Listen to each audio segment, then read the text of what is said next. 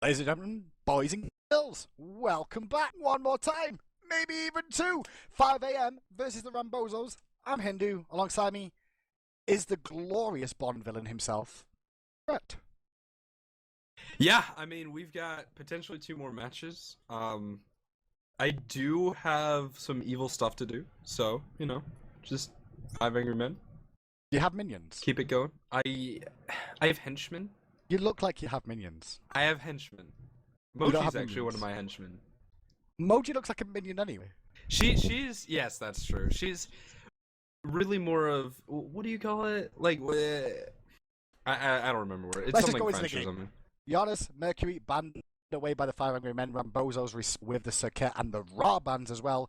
They don't want the best to have Ra again. Yeah, there's a good reason. Best is very good raw player. There's a lot of trouble with that. The circuit ban is, of course, important. Yanis and Mercury are sort of interesting, but you're gonna see Athena and Geb in this game. You're gonna see Ram. You're gonna see Apollo most likely. I don't know. I mean, You can sound dull Five when Angry you hear Men the same repeat? gods. You sound a bit Yes, depressed when you hear the same gods over I again. am a Ram, little Apollo. depressed. I It said, is a little I said, depressing. I loved what happened last game where Five Angry Men just played their game, and they're gonna ooh, do it again. First pick ooh, ISIS. that's a statement. So, what we were about to say last game was about to ask you is what would you pick into ISIS? Agni? I think Agni's a really good matchup overall. It's about an even matchup, yeah. Agni can be fine against ISIS, but honestly, oh man, I mean Yanis is gone, Ra's gone. They're pressuring this mid lane pick, and it's whatever Aduro feels most comfortable with. But that's probably something that they want to secure before the second set of bans. This is a lot of focus on Homify if they take away this Thor. They've banned away Circuit. They've I also going like to it. take away Thor as well. They're going to try and force him deeper into his god pool. Looking at picking up Athena as well, but that leaves Geb on the table. Yeah, Chris Pocket just preferring Athena here. The question is, I feel like Geb and Isis have some nice little synergy there. You have the ability to save people with both of their ultimates in sort of a non-healing way, which is very, very interesting. And then the Cataclysm sets up for great follow-up and the Circle of Protection. I mean, when damage comes out in that circle and you're able to pop it, it's such a good way to confirm those kills. If you can, like, Circle Protection on the Cataclysm, then the burst comes out from, say, your Rama, who's being hovered on now, and then you pop that circle and confirm the kill. It can be so powerful. Well, they're going to hover over Poseidon here as well to go along that Rama. Yeah.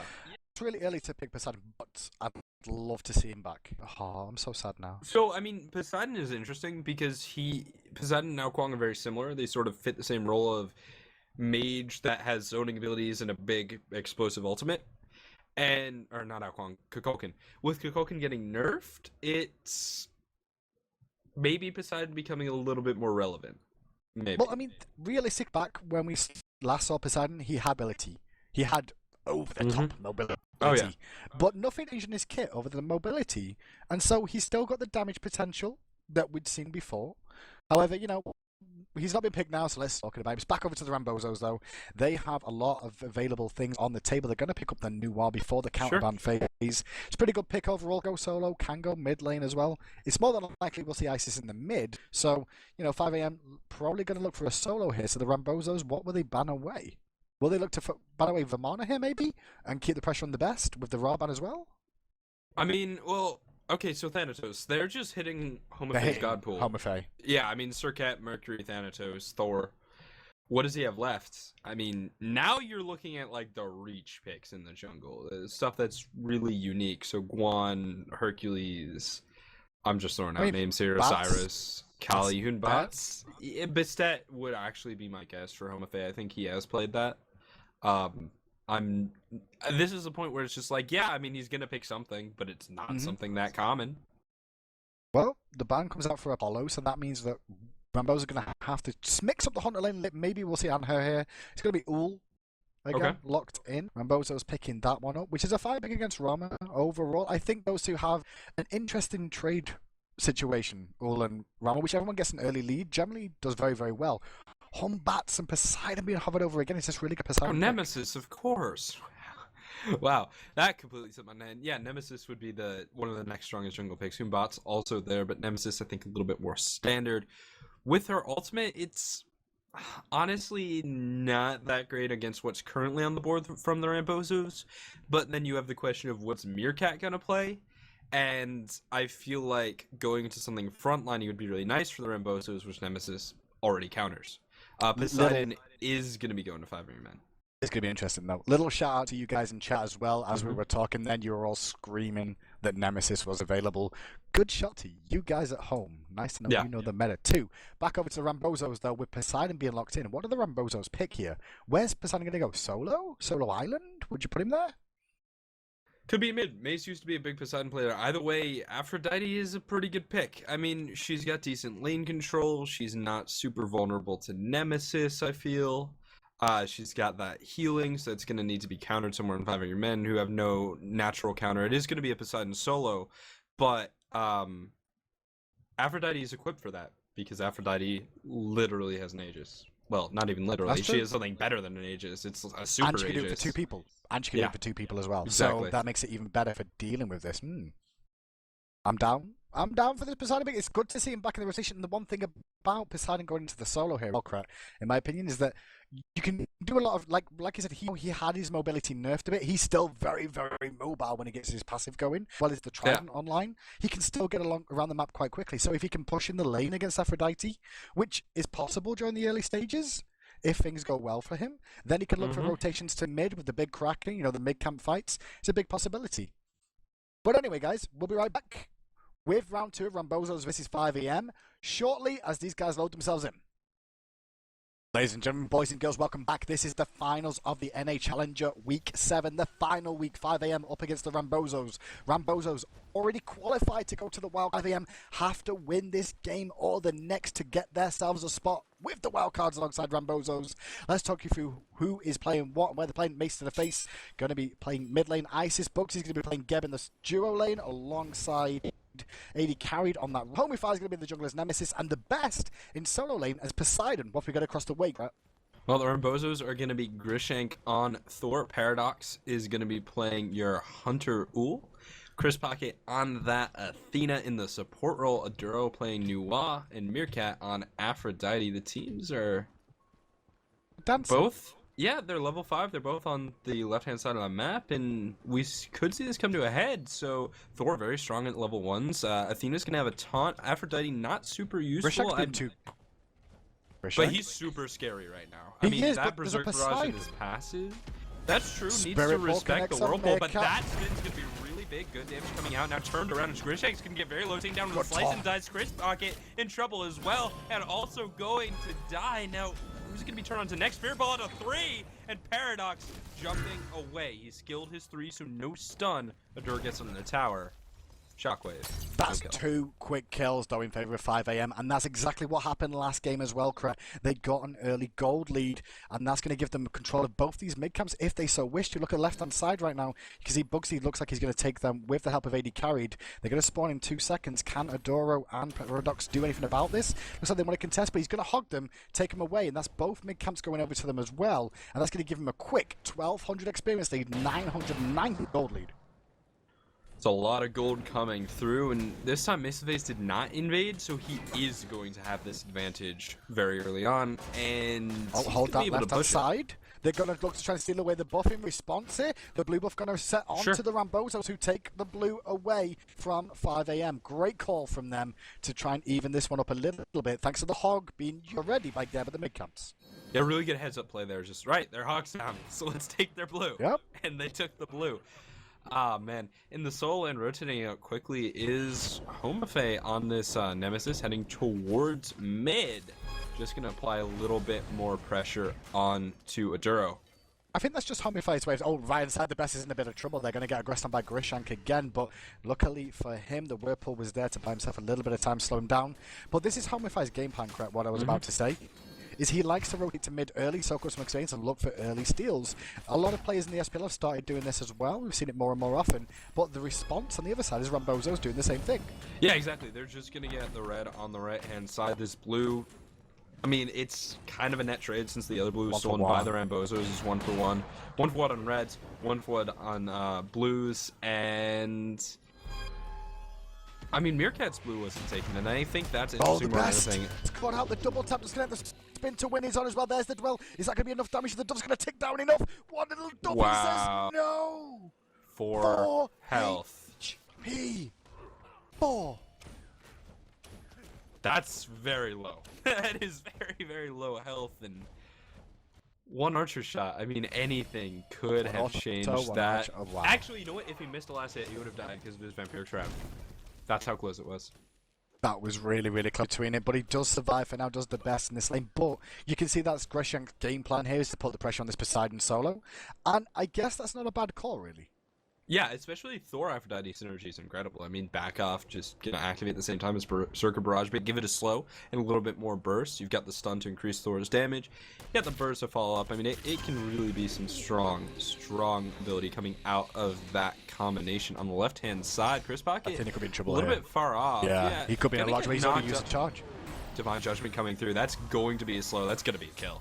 That's going to be a quick pickup. Chris Pocket hogged and then back hit the wave with the shield wall, and then he was caught out of position just at the same time the rotation came up from Homify. Very, very quick pickup from 5 AM. Nicely done from them.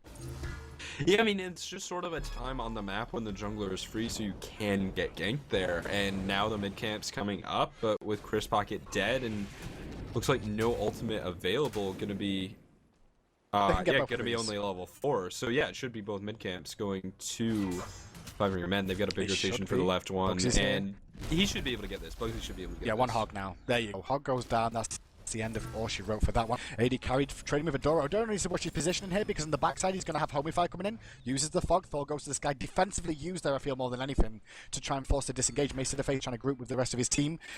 Comes down, does not find anything, gets hit by Spirit Ball to the face, and now Grishank the focus, but a great hammer and a great 3-man stun by Adoro. Can the snipes find the mark? Wow. AD carried with the last one, brings down Grishank. Yeah, now it's just going to be 5 men heading back to their lanes. Not going to elect to go for that Gold Fury just yet. Don't feel like they have a significant enough advantage. But, well, I mean, on a small scale. On a large scale, their advantage is very significant. 2,000 gold and 2,500 experience at the 4-minute mark. Oh, Kraken on the right-hand side comes out onto Meerkat. Meerkat uses the ultimate defensively. Not going to be able to be brought down. There was Raiden damage was not enough with the last 2 autos. But that was just, and now in mid lane, Adoro's going to get caught out by Homify, who uses the Divine Judgment. Meanwhile, the best does dive that time, pick up the kill. Thor's going to rotate around there. I don't think he's going to be able to pick up the pieces. Or is he? Or is he? He's going to go in to win 2-for-1 trade across the map.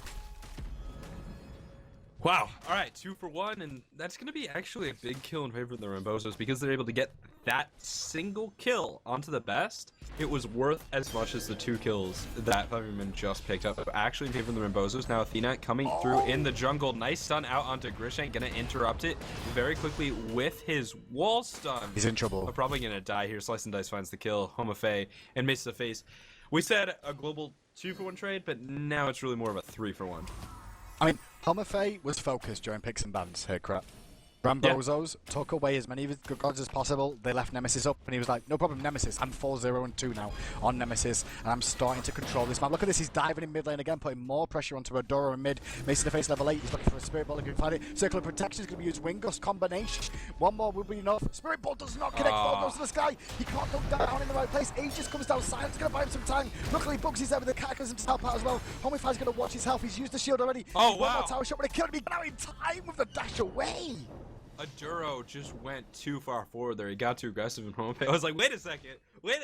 I have Slice and Dice up. This is a kill, and he takes on the right-hand side. Poseidon just trading out with Meerkat, and this is honestly a really hard matchup for Poseidon. With the Kraken coming out and not going to connect thanks to the ultimate from Meerkat. Now getting turned around on with that title surge. Poseidon needs to really use that Trident if he wants to get the aggression, but it's got an 18-second cooldown and I think a 6-second duration, so he only has a small window. But he's only got it at rank 1. He's gone for the tidal wave max overall, which will help his wave clear, but it basically his burst damage is very hard to hit the tidal wave unless you right up in their face overall. So it's very difficult to do. But now 5 AM, looking to aggress on the red buff again. Mid camp spawning soon. Looks like Adoro's going to overextend it again in mid, going to get hit by Divine Judgment. A lot of burst already. She's inside the fog trying to buy time. You can see the auto's being swung out by Homify, but that's buying time for Mace of their faces, Wing Gust to clean up, and a surrender.